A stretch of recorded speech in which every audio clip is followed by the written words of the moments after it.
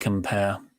Oh wow! Hello, everybody. It's I was going to say that time of the year again, but no, it's not even monthly anymore.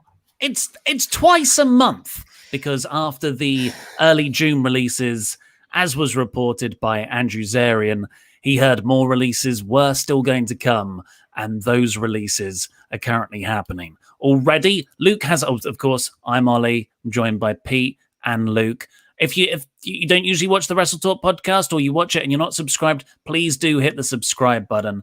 Really helps us out, and of course gives you more wonderful content. Not that this is wonderful content, it's pretty crappy, but at least you know about it first, hey? Luke does not know anything. So, No. do you know, Luke, do you know that the WWE writer Nese Mobley has been gotten rid of? That is one that I did know, because I think that had happened about 2 or so hours ago, because you and I spoke about that on the phone. Yes. And then we decided we weren't going to do a stream then. We would wait and see if there was any talent got released. Because one of the stories that came out, one of the reports, was that it might just be backstage personnel. It was backstage personnel and possibly talent. So we weren't sure whether we were going to be doing this stream. But I've just finished me dinner, was watching an episode of Friends, and I had a missed call from Pete. So I'm going to presume that talent got released. Yes. The talent, imagine it happened earlier, because going by people's tweets, some reporters knew who it was, and they were not releasing the names out of courtesy to the people, just to make sure they've been told. But now it seems to have been confirmed. We have Tony Nese gone. Okay. Araya Davari gone. So it sounds like we're in a bit of a 205 Live situation here. Everrise. Oh, that sucks. That really sucks.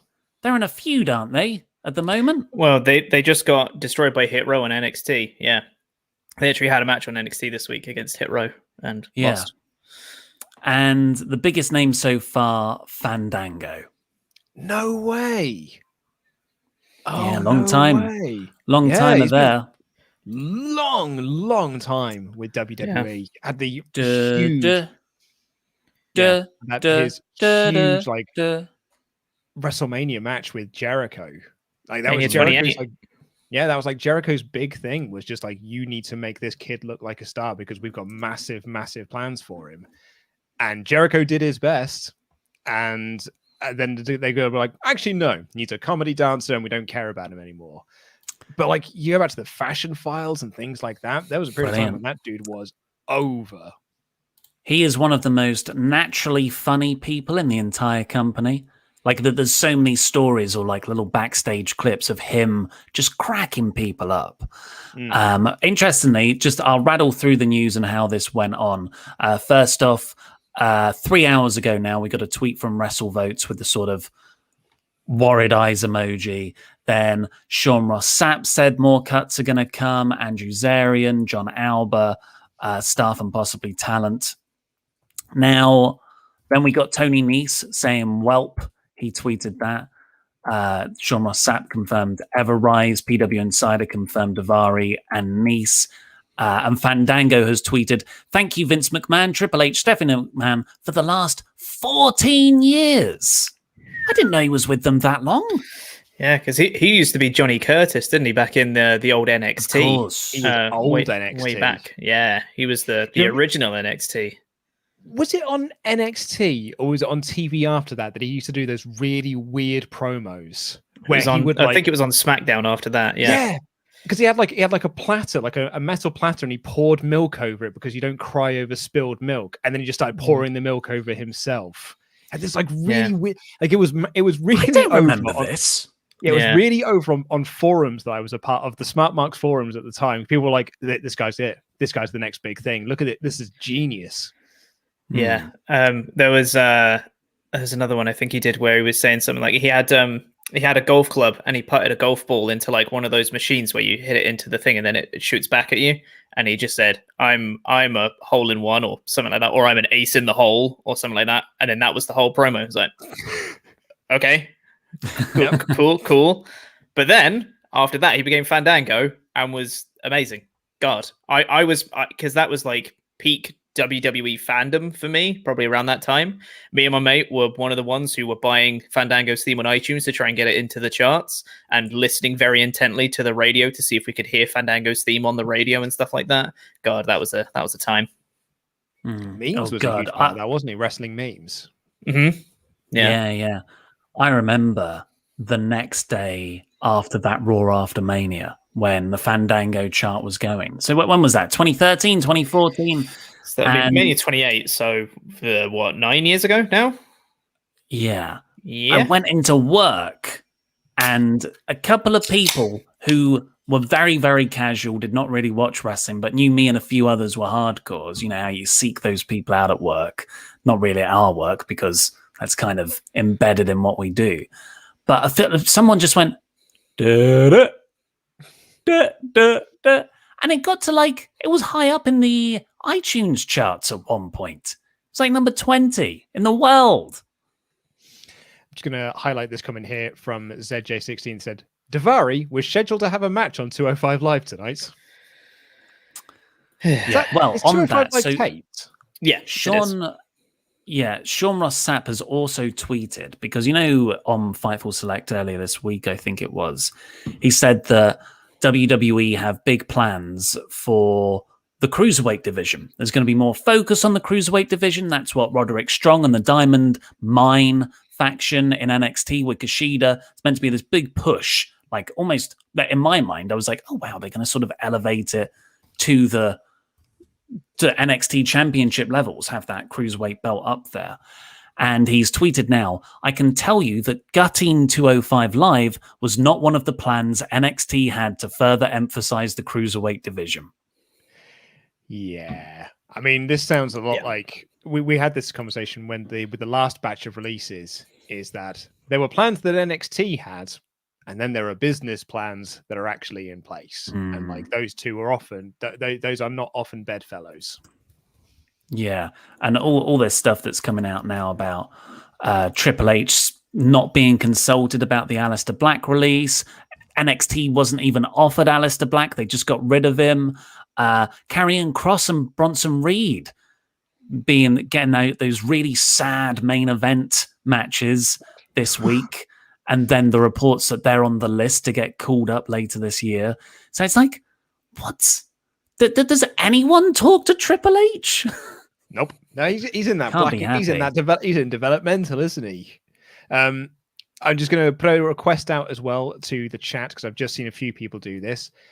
Don't post names that haven't been released. It's not a cool thing to do. As my dad would say, it's not big and it's not clever. So only look for sort of official, go to Sean, go to John, go to WrestleTalk.com, because they'll have a real up-to-date list on people who have been released. So if you see a name that's been popped up in the chat and looks like, oh man, maybe it's this person, don't buy it until you've gone to someone like a WrestleTalk.com to find out who actually has been released. There's loads of extra stories on WrestleTalk.com as well, not just that released list that's being updated, but also the sort of adjacent stories about Kenice Mobley and various tweets going around and whatnot. So yes, go over there. Shall we talk about? Oh, actually, I've got the 205 Live roster. Oh boy. Okay. Who's still there? Because it's not many people anyway. I would say the Singh brothers, I think, are on 205 Live. Wait. Get ready for some goddamn production. Is it time for a screen share? Oh no. Oh, have you done it wrong? I've done it wrong, boys. No. Ollie. Here we go. Will this work? Huh? Oh! List of WWE personnel. Wow. Well done, mate. This is usually the extent of my research for the WrestleTalk News. Going to read those Wikipedia pages. 205 Live. Oof. Slim pickings. Goodness me. Slim pickings. And yet, I do not recognize those names. There's the Singh brothers. Brian Kendrick. It's still bigger than SmackDown's women's roster. Yeah. So it looks like Wikipedia's fast. They've already removed Nese and Davari from that. Wow. Yeah. Oh yeah, if you're part of like the Wikipedia editor community, you don't mess around. Have you ever watched an episode of Quizlemania? They're very quick on that to update people's Wikipedia pages. Not a dog. Cat. Brian Opposite, Kendrick, really? opposite of dog. He's I thought like he was. a producer. He's a oh yeah, producer. it says Okay. it there. Yeah. He's more Sorry, of I a thought it was like producer. as like in-ring talent still. I was like, bloody hell. 1, 2, 3, 4, 5, 6, 7, 8, 9. 9, including Oh. Kendrick. Sorry, Brian Kendrick's nipples just flashed up at me there. Whose Oh, nips are stop these? it, Brian. Stop it. But of course, you've got like a larger NXT cruiserweight division. Mm. And they have been doing some really good things for the cruiserweight division on NXT as well, with Kushida as champ and just putting on really good matches. And like Diamond Mine debuted on this episode of NXT as well, with Roddy Strong like seemingly going after the cruiserweight championship. It seems like that, you know, it was the main event was Kushida versus Kyle O'Reilly, and then Roderick Strong going after the cruiserweight title. They are putting a lot more focus back on the cruiserweight division, and there's been reports that they are going to be doing so. But now they're releasing others. Like O'Reilly and Strong. If like O'Reilly's kind of like sticking around that picture, where like you want to talk about some star power that's being injected into a cruiserweight division. Bloody hell, like it was just in the main event of the last takeover. In like one of the biggest feuds of this year. But yeah, like I think what kind of sucks about this is that a lot of these names feel like that, you know, they were the inevitable names, though, weren't they? Like, and it sucks to say that, but it's like, you know, when you sign up 20,000 people, before you know it, you've got 20,000 people on the roster when you don't need 20,000 people. Yeah, it's a shame, but I mean, I feel like this year, these last few months / last April as well, it was going to happen at some point. With the amount of names that they had, it was a matter of time before they just got to a point where they couldn't feasibly manage that many names anymore. And this seems to be that time. It's so unfortunate for everyone involved, but it's WWE's own doing by hoarding talent to start with. Breezango is an act that really makes me think of my first days working full-time on the channel, because that was when like the Fashion Files had just become like the new hot thing, and me and Ollie were having conversations about how we should probably buy more wrestling merch to wear on videos and stuff like that, because we were just wearing like, you know, whatever Spider-Man or t-shirts that we had on at that time. And I bought Breezango's t-shirts from www.shop.com, and I, in fact, actually accidentally ordered the wrong I ordered a women's t-shirt, so I just gave that to my wife. And I bought it again so I could have a men's version of it because it was a bit cropped. And then do you remember, Ollie? I wore it to go and interview Jeff Goldblum. And Jeff Goldblum was fascinated by the t-shirts. And he goes, Breezango. what is Breezango? One of my favorite things, just you reminded me of the Fashion Files. One of my favorite lines from that was from Fandango when they're trying to investigate the Usos. And he goes, "That's jaywalking. And that's Jimmy walking." So funny.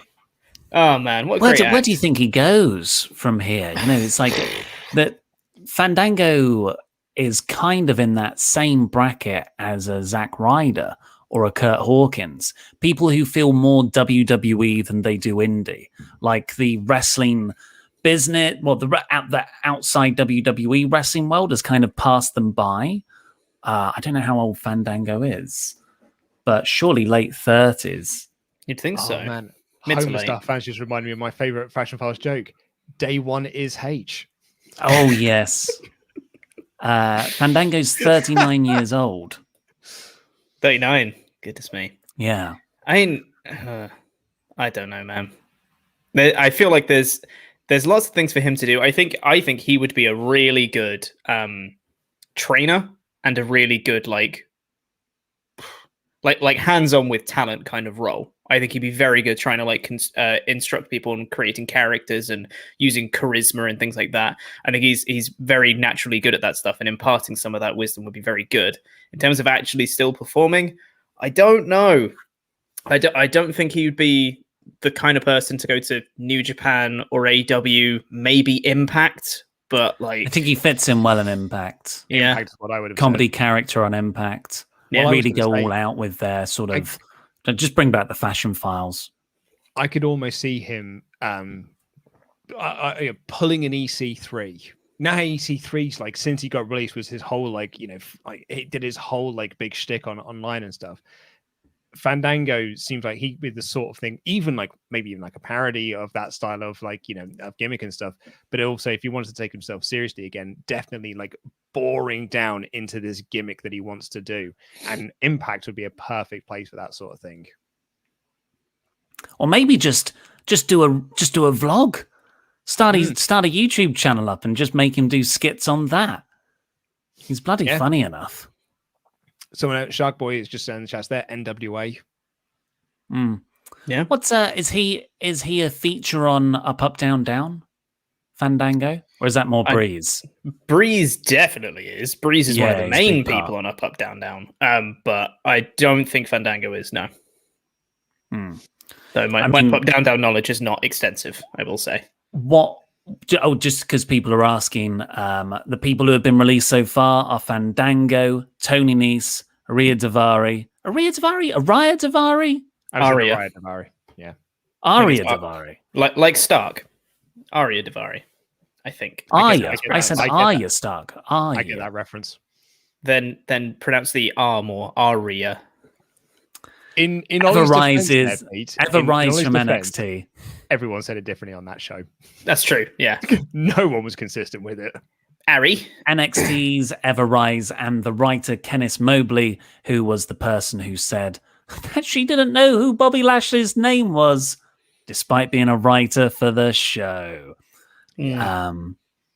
But yeah, so Tyler Breeze, of course, he is in a tag team with Fandango down in NXT. I can't see him getting... I mean, you know, like you talk about your peak of wrestling fandom, Pete. The rise of Prince Pretty in NXT. Yeah. God, that was a time, wasn't it? Him facing Jushin Liger at TakeOver Brooklyn. Whew. What a time. That four-way. Yeah. Was it with Neville? So, you know, Pac, Sami Zayn. Sami and TJ Wilson. Oh, God. I need to look that up now. I thought it was Tyson Kidd, but that might be completely Was it Tyson Kidd? It might have been Tyson Kidd. Let's see. It was Tyson Kidd. Match. I thought it was Quizlemania knowledge. Those entrances where he came out with all the models in the New York skyline. I loved it. I went to a house show in London. It was just after Breeze had got called up. And so he was still feuding with Dolph Ziggler, and me and my mate that was John, awful. Bad, wasn't it?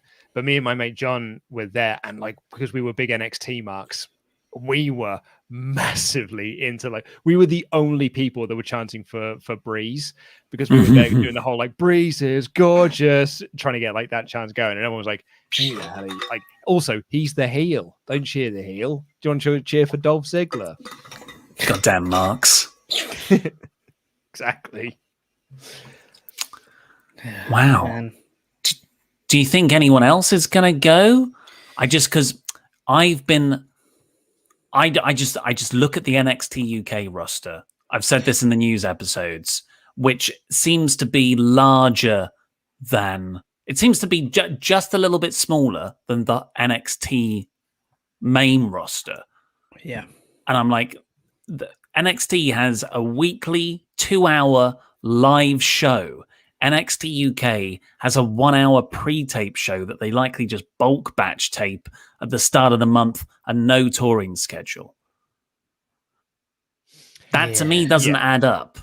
That is a ticking time bomb of releases there. But do you not think it might be an ego thing of trying to make it work? Of like, you know, like we will make. Oh, what you think they're trying to protect Triple H? You think they're trying to make him look good? Oh, Pete. There's been another release just confirmed by PW Insider, August Gray, who I believe is on the 205 Live roster as well. Wow, that's another one. Just another name. Yeah. I don't know who that is, I'm afraid to say. Yeah, August Gray. Yeah. So only signed last year. He came from Evolve. Yeah. Hour mode, which would make sense. Yeah, he signed at the same time as Leon Ruff. So you know when like Evolve was kind of being bought by WWE pretty much, and you had a lot of those talents just switch over. Like was Austin Theory one of them as well? Leon Ruff, just to get randomly called up on Raw and then get beaten and then put back down. Yeah, apparently he was one of those. Yeah. His gimmick was about being retro. I mean, I think this kind of speaks a lot to, and we've made we kind of make this joke on the shows a fair number of times. Like, I'm not sure if people are like, are people still watching 205 Live? Like, to me, this feels like this is the end of the show, right? Like, is this time to like pull the plug on it and just be like, why we're spending money on this show that never gets into the top 10 most watched things on the network? And now, like, we're releasing the talent from it, just like, and you've got 2 cruiserweight divisions. You've got a cruiserweight division in NXT and a cruiserweight show where they're not fighting for anything. So you may as well just absolve all of that into NXT.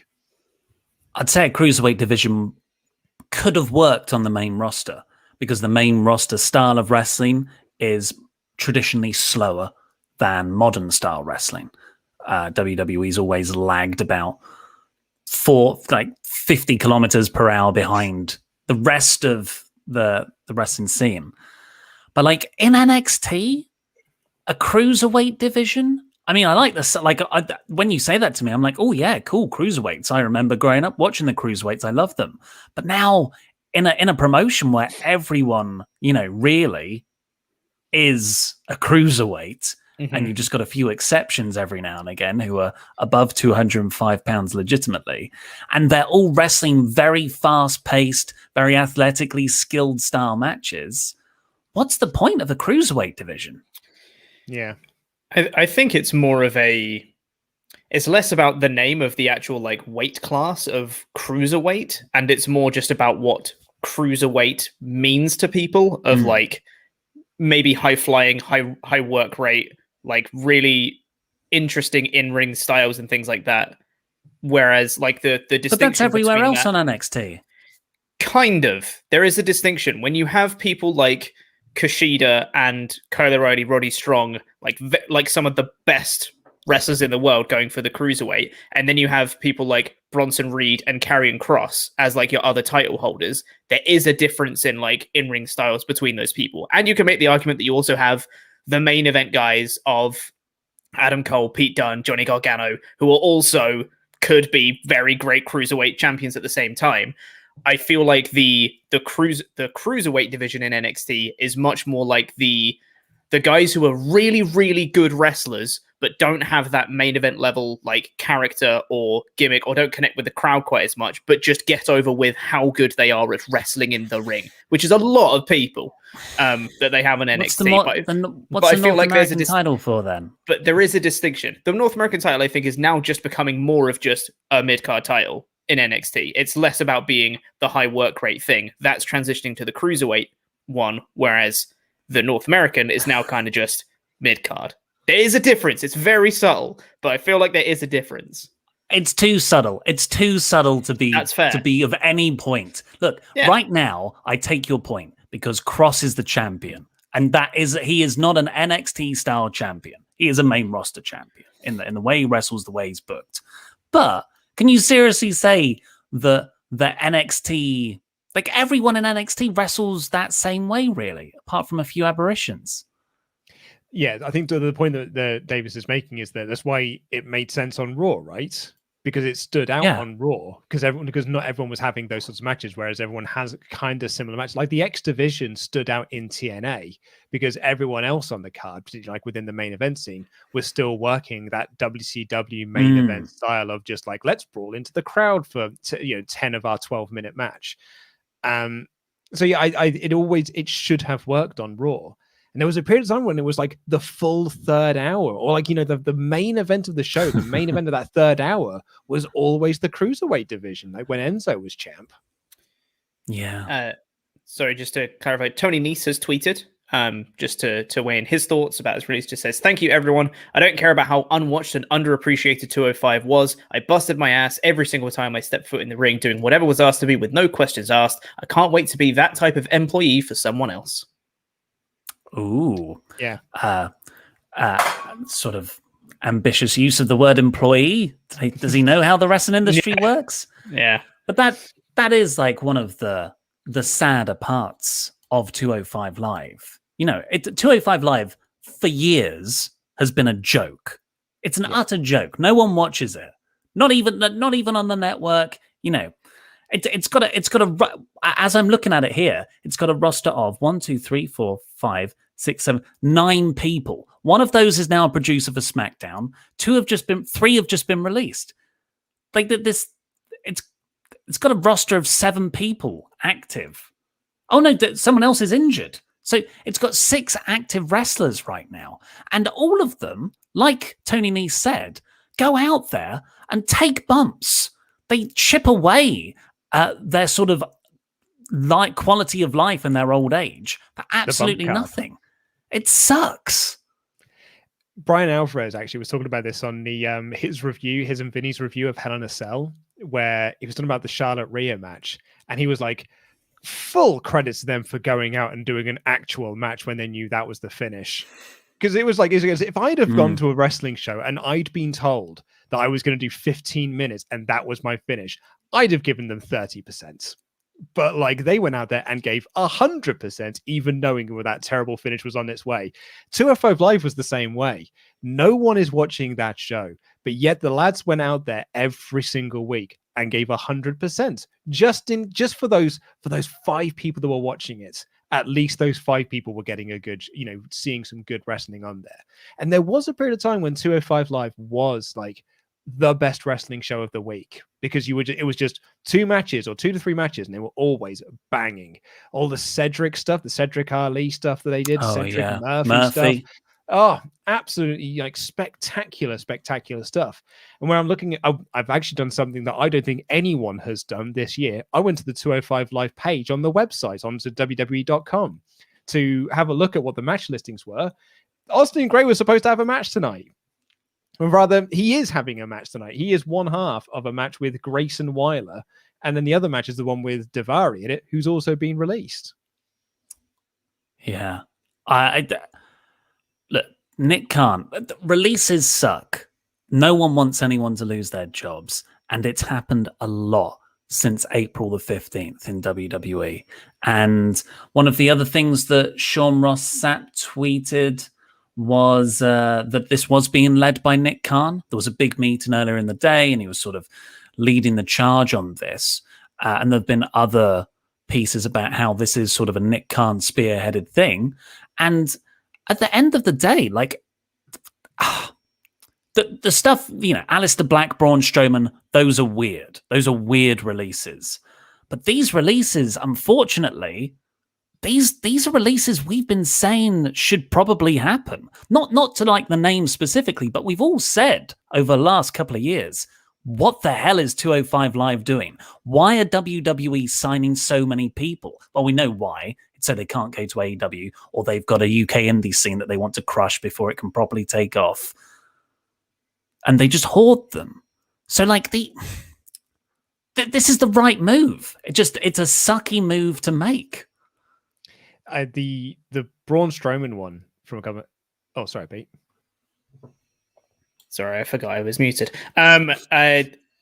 It's just about getting to this place in the first place. That's the problem. It's like, yeah, at this point, yes, this is the right move for WWE and for the people who are under their well, not employ, but you know what I mean, the people who wrestle for them, because maybe they get to go somewhere else. And Sean Ross Sapp has just tweeted that Tyler Breeze has been released. Just saying then whether that was one that was coming. Yeah, Fightful has learned that Tyler Breeze has been released by WWE.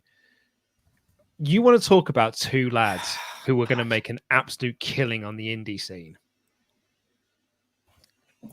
I will pay a fortune for a picture with both of them in the Fashion Files getup. Yeah. Honestly, they will make they are. Sorry, no, you go, Pete.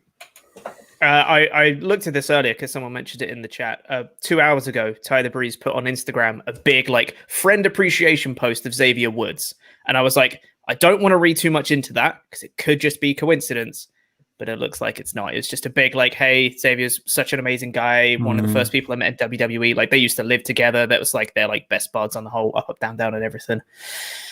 Oh man, this sucks. You got to imagine Breeze will still be doing up, down, down with Woods though, right? Oh no, it's a WWE thing now, isn't it? Up, down, down. Yeah. Oh, smeg. Yeah.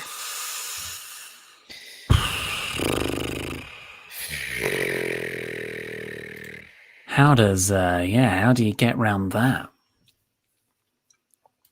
I'm not sure you can. I don't think you do. I think when Samoa Joe got released, he got taken off up, down, down, and then made a big return after he came back to NXT. It was oh, Joe's back kind of thing. Oh man.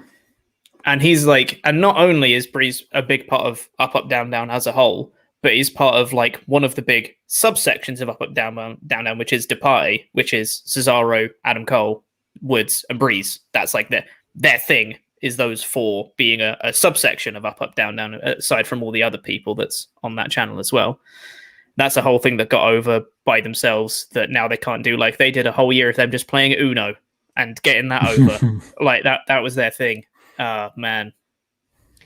Got to imagine with Spears in AEW and him and Breeze running their school together. Mm-hmm. That flatbacks, yeah. I mean, I don't want to just say oh, they're definitely going to go to AEW, but there is certainly a connection there, though, right? Or does he just go and focus on the school? I don't know. And like I was saying, what I said before with Fandango being, I think, a good hands-on person and a good coach. We already know that Breeze can be a good trainer with his school that he's got and all that jazz. He'd be great as just a guy to come in and help foster the younger talent, but I feel like he's still got a lot to offer in terms of an actual act by himself. Yeah. I mean, or with Fandango or wherever, or with Spears or whatever. I feel like there's a lot to him. WWE could not make Tyler Breeze a star. He can make himself a star, though. He 100% has got everything he needs to make himself a star, but for whatever reason, it never worked in WWE. Worked in NXT, but as soon as he made that leap to the main roster, it did not work. Just completely died of death, and they didn't get it. I just forgot about that. They have Woods and Breeze have a whole series on Up, Down, Down, Battle of the Brands, where they do GM mode on SmackDown versus Raw, and it's literally those two head to head about booking the shows, which I guess they can't do anymore. Oh, can Woods book Breeze into the game? I don't know because I haven't watched the most recent season of Battle of the Brands. I only watched their first one, which was very good. But even on their first one, I think they had Jericho on it, and then they had to edit around Jericho because he joined AEW at the time. So they couldn't show Jericho's name on the whole thing. Funny. They just cut to a full screenshot of both of them anytime Jericho's name was on the screen and stuff like that. So I don't even know if they can do that. Just for people who are joining now, because we've been live for about half an hour, WrestleTalk.com is where you need to go to get all of the sort of written down, up-to-date stuff. But the list so far of people who have been fired are 205 Live stars Araya Davari and Tony Nese, NXT's Everrise, Fandango and Tyler Breeze, and August Gray, who's also part of 205 Live. And also the writer Kenise Mobley. Just talking of August Gray, seems to have a good sense of humor about the thing. Has just tweeted a match graphic of his 205 Live match tonight, and it says, "Breaking news: tonight's 205 Live main event has just been turned into a loser leaves town match. Don't miss it." Cheers. Also funny. Spoilers. Yeah, also spoilers. So, who's going to win that? Man. Yeah, Breeze and Dango really sucks and all of that. It really does. Like Dango sucks. Breeze is the one that's really getting me. I love Tyler Breeze so much. I think he's a genuinely lovely person. From everything that I've seen from him, from interviews, from all this stuff that he does on Up, Up, Down, Down and everything, he seems like a genuinely amazing person. And just, I know, that's the one that's hitting me this time. Yeah, it sucks. As I was saying, like that house show when it was Breeze against Ziggler, and me and my mate were so into Tyler Breeze. We thought it was the greatest gimmick in NXT. It was so great at that time. Pete, you did Prince Pretty's entrance music. I did. Yeah. Is it my eyes when you look at me? Breeze, that is. Oh, man. Sorry. Ugh. Sorry, what did you say, Luke? I cut you off by singing.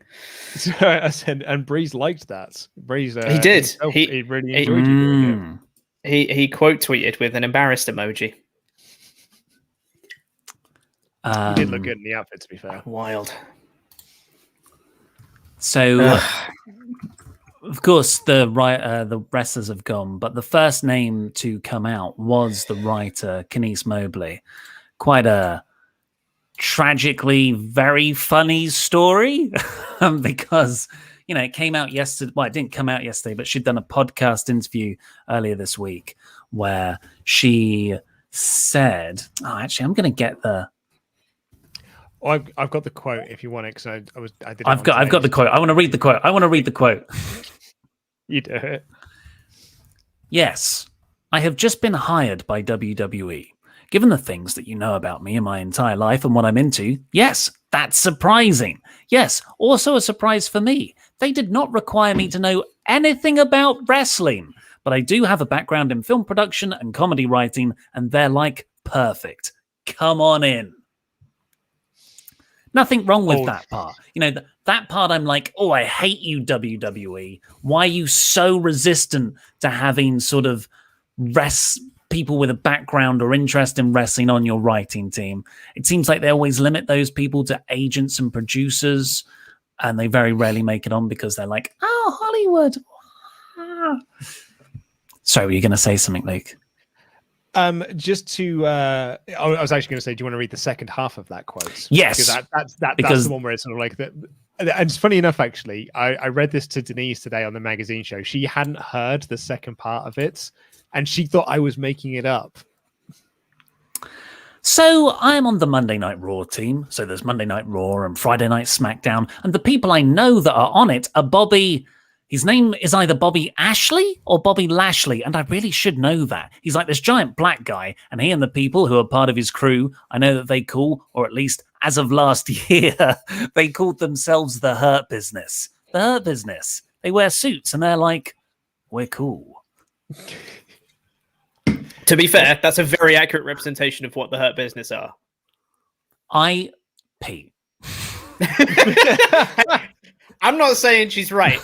I'm just saying, how would you describe the Hurt Business? If you were on a podcast having some fun and unwind, you'd be like, hey, we wear suits. We're cool. That's what the Hurt Business do. Yeah, I suppose that is. Also, here's my sisters. I think that's the only clear omission there. Not surprised. The famously prickly company that is WWE got rid of her the very next day, as those started to get picked up by the dirt sheets. Well, it wasn't the dirt sheets. It just they were annoyed that it got spread on social media. Like that was like the kicker to all of this, is that everyone was like criticizing it online and criticizing it on social media. And according to the Meltzer had this in the Observer, the quote that he got back from someone who was also in the writers' room said that it made WWE look, quote, blindingly stupid because they had. Because she went out there and she just openly said, I don't care who the WWE champion is, and I haven't yet bothered to learn what their name is. But Meltzer had a really interesting point in all of this, is that she's not creating storylines. She's not booking angles. She's not booking finishes. The writers are just there to do promos. So Pritchard and Vince and all the other people are they're the ones to do all the direction, and then the writers write the stuff that goes in between that, right? Davis, you want to make your point? You mean the awful promos? You mean the consistently crap, stilted promos? I know. No. Definitely the Hollywood people know that better. Hold on. Let me finish the point. Because you're right. Like I was going to say, because I know like Louis came to her defense yesterday when people were making fun of her. And I was like, Louis, the promos aren't good either. And the comedy in WWE isn't good either. So I totally get that. Meltzer's point is that everywhere else in the wrestling industry, in the wrestling business, has shown that written promos don't work. AEW has unscripted promos. Everywhere else has unscripted promos, and it gets over so much better. WrestleMania this year, when they were scrambling for time because of storms and stuff, they just had Drew McIntyre go out there and cut a promo. It was the best promo he's done all year. Kevin Owens, best promo he's done all year. And then they cut all that stuff off the network. And this was a really interesting point. It's all about ego. WWE have spent the last 20 years saying this is the right way to do wrestling promos. To stop that now would be admittance that they're wrong. So they're just going to continue with the scripted promos because they don't want to admit that they've been doing it wrong for 20 years. Yes. Yeah. But Bobby Ashley. Oh, no, Pete, no, I don't like the hand. It's not another release, don't worry. It's just an interesting tweet from Sean Ross Sapp that says, I think that today's releases will have ramifications for WWE in about 6 months. And then he followed that up by saying, that is the extent in which I wish to clarify. Thanks. My reading of that is that there are people that are unhappy with these releases, that maybe their contracts expire in 6 months, and maybe they will not re-sign because of said releases upsetting them. Maybe. What's in 6 months? End of the year. It's Christmas Day. Sure is. It is Christmas Day, isn't it? It is Christmas Day, exactly, in 6 months, yeah. I don't know. He's on the naughty list. Vince is going to get a big bag of coal. Finally. Yeah, big lot of coal. That's what it is, yeah. Just the other thing I wanted to make mention, because a few people have said it in the comments. If you are concerned about up, down, down scenarios and situations, Jessamine Duke is still on up, down, down. And she was part of the releases. She was released a couple of months ago, wasn't she? Yeah, but you can, it's a 90-day non-compete. So you're with the company for 90 more days. They can use you. So I wouldn't, although NXT ones were 30 days last year. They were 30, yeah. And I'll also say as well, I seem to remember at the time something about, or maybe this was prior to her release, I feel like there was a report or something was mentioned about that she was focusing a lot more on up, down, down content. That's what her role was to help produce that content. So I don't know whether it was she's been released as a performer, but she's not with WWE, but by proxy she is because she's with up, down, down. Maybe. I don't know, but there might be some sort of thing to do with that. Could I go back to Bobby Ashley? Matt, you absolutely. When I say Bobby Ashley, yeah. When I say Bobby Ashley, I think I'm about to get Rick rolled. It's got the same. It sounds like Rick Astley. Yeah. Bobby Astley. Bob Astley. So Sean Ross Sapp tweeted that for what it's worth, I'm told fan reaction to Kenise Mobley's podcast appearance, the Bobby Ashley one, had little to nothing to do with the decision for WWE to let her go. I was told it was more of an internal concern. What she was told, I'm not sure. So that to me sounds like people were already thinking, maybe she should start to learn the names of the wrestlers she's writing for. Well, Meltzer said in The Observer that she had heat prior to this. Because she's also said things publicly. She's talked about things publicly that WWE don't like people talking about publicly. Meltzer didn't specify on what that was, but apparently she has done that in the past. So she already had a bit of a target on her back, and she's not alone in the writer's room with that same target. Ooh, damn. So I'm going to depart because I've got to start recording a WrestleTalk news video. Oh, I thought you'd already done that. No. Hopped on here first. I didn't know, I didn't know who else was going to get cut. I feel like hopefully that's the end. Look, on the NXT UK stuff, I still think that's a giant bubble that's going to burst. And there is the furlough scheme in this country, which to my knowledge goes through till September. So if WWE get rid of them before the furlough scheme ends, that is a douche move. I'm not saying that NXT UK will be stopped. I think 205 Live might probably be stopped. But I think the roster will see some serious thinning out. Just looking at WWE's behavior across other parts of their business. And lest we forget as well, there's been reports that across SummerSlam weekend, WWE are going to be holding tryouts for new people that they're going to sign because, why not? Get some more people in. That's what you need. But seriously, though, that is how wrestling promotions should work. It's a churn of talent. Yes, and also no, because they have too many people. They have too many people. That's why these releases they'll probably get rid of loads more. Yeah. But then they need to get to a point where they can actually have that cycle rather than just having loads and then releasing some and then signing more and then releasing some of them and then releasing more. And then it's just, they're still very imbalanced. I don't think the issue is in the firing or the trials. I think the issue is, I think we've all said it as well. The issue is 2 years ago, the strategy of let's sign everyone. Because that's what's distorted the natural life cycle of a wrestling promotion. Yeah. I'm with you on that. Also, thank you very much to Victoria Floyd, our new member, who was, she will get a little badge by her name that changes color every month she stays a member. She gets access to emotes. Great. Excuse me. Do we have chats as well, Pete? I'll tell you. I haven't been looking. Pete? I'll go look. I'll do that. You manage the other stuff. I'll have a look, mate. I'll take over that role. All right. And of course, everyone go to WrestleTalk.com for all of the latest updates. There's loads of ancillary information about the releases as well so far. Get out of here. Where's the thingy? Dashboard. Oh. Yeah, there is a couple. Oh, good. There's one, sorry. You have to read them out because it's asking me for card details. There's one here from Nicholas Lama that says, if Tyler Breeze of that 4-way NXT days showed up in AEW, I'd be fine with that. I mean, yeah, he is an incredible talent. Always has been. And as I said earlier, and I had my bit of a, not rant about it, but sort of got my feelings out. WWE could not make him a star. He seems to have been able to make himself feel like a star in pretty much everything else that he has done. But WWE did not know how to make him that star.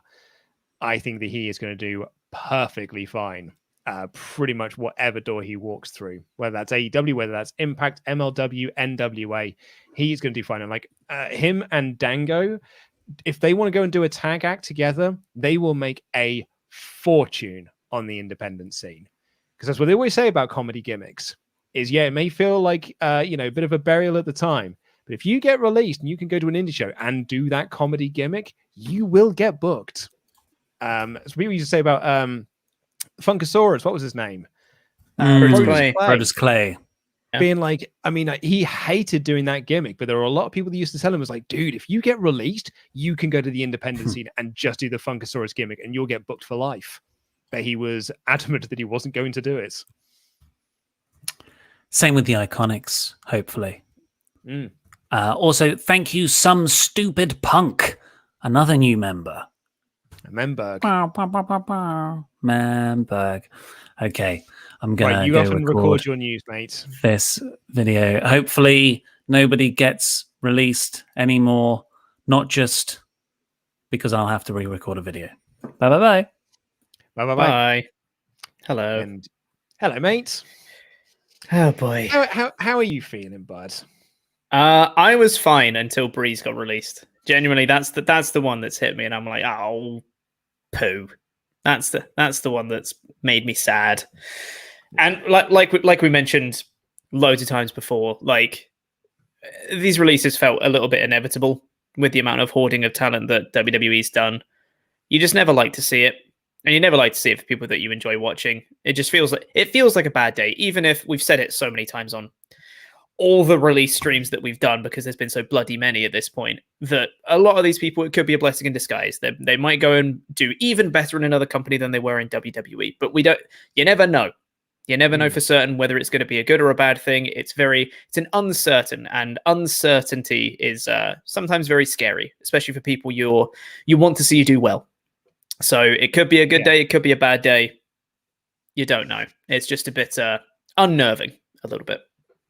Yeah. As far as we know, or at least as far as it's being sort of written up and stuff, well, we're kind of hoping that that's it now, right? Like that's the last of them. Yeah. Because I'm trying to think, like the last time it was this bloody month we did this, Pete. Did one of these June videos. 2nd, wasn't it? It was indeed June 2nd. I think we had pretty much all the names within the hour block, didn't we? That had been released. Yeah. So yeah, hopefully that is the end of it. Yeah. I think after we learned about Fandango, I think a lot of people jumped onto, well, potentially Tyler Breeze would be the next name that people had in mind as they were a tag team in NXT. But I think now that we've got confirmation of Breeze, I feel like this is hopefully the end of this. I don't think there's going to be too many more. Fingers crossed anyway. Man, that sucks. If you have just joined us, go to WrestleTalk.com for the latest updates on names that have been released. But it's in the pinned comment, I believe, of the WrestleTalk.com list, so you can go find that in the live chat. Do you know what, Pete? We have got the best mods. We really do, don't we? Oh, they are the absolute bloody best at what they do. And we had Wrestling Daily on live at the same time, and the mods are still managing both streams because they're the best. The absolute best. So here is the list as it currently stands. It is Arya Daivari, Tony Nese, Everrise, Fandango, Austin Gray, and Tyler Breeze. And the writer, whose name was, I've forgotten what her name was now. Oh, balls, where was it? Here it is. Her name was Kinney Smobley. Do apologize. So that is the current list of names that have been released. We're hoping that is it, but obviously we don't know at this point. Yeah. If people haven't already in the chat, can we thank the mods, please? I think I see a few people thanking the mods already, but thank the mods. They're great. We love them very much. Yeah. Couldn't do what we do without them. No, we really couldn't. I mean, people, long-time viewers will know what a mess our streams used to be before we had a moderating team.